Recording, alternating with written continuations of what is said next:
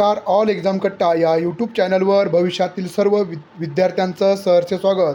मित्रांनो, महाराष्ट्र राज्यस्तरीय पात्रता परीक्षा सेट विद्यापीठ अनुदान आयोग मान्यताप्राप्त व महाराष्ट्र व गोवा शासन अधिकृत सावित्रीबाई फुले पुणे विद्यापीठ सहाय्यक प्राध्यापक पदासाठी राज्यस्तरीय पात्रता परीक्षा जी 7 एप्रिल 2024 रोजी झाली होती, त्या संदर्भातील सेट परीक्षा विभागातर्फे सेट परीक्षेची प्राथमिक उत्तर तालिका आज दिनांक 30/4/2024 रोजी जाहीर झालेले आहे.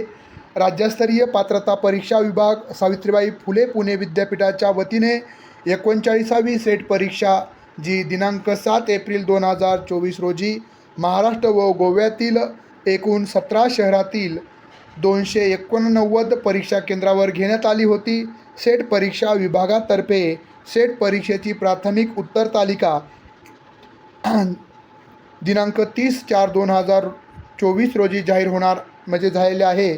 प्राथमिक उत्तर तालिकेबाबत तसेच सेट परीक्षेच्या प्रश्नपत्रिकेबाबत आपल्या काही सूचना असतील, काही तक्रारी असतील, दिलेल्या उत्तरास आव्हान करावयाचे असल्यास विद्यापीठाच्या संकेतस्थळावरील https://set.exam.unipune.ac.in या लिंकवर असलेल्या ऑनलाईन फॉर्म आवश्यक त्या पुराव्यासह व शुल्कासह सादर करावायचा आहे.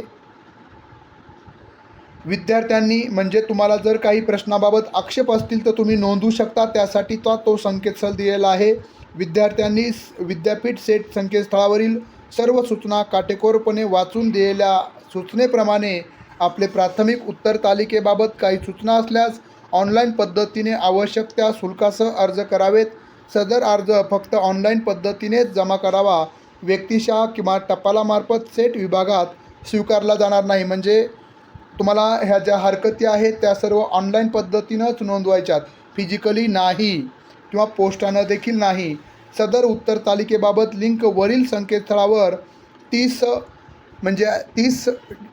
एप्रिल 2024 पासून 9 मे 2024पर्यंत उपलब्ध असणार आहे. दिनांक 9/5/2024 नंतर उत्तर तालिकेबाबत कोणत्याही प्रकारच्या तक्रारी विद्यापीठ अनुदान आयोगाच्या मार्गदर्शक सूचनेनुसार ग्राह्य धरल्या जाणार नाही, याची सर्व विद्यार्थ्यांनी परीक्षार्थ्यांनी नोंद घ्यावी.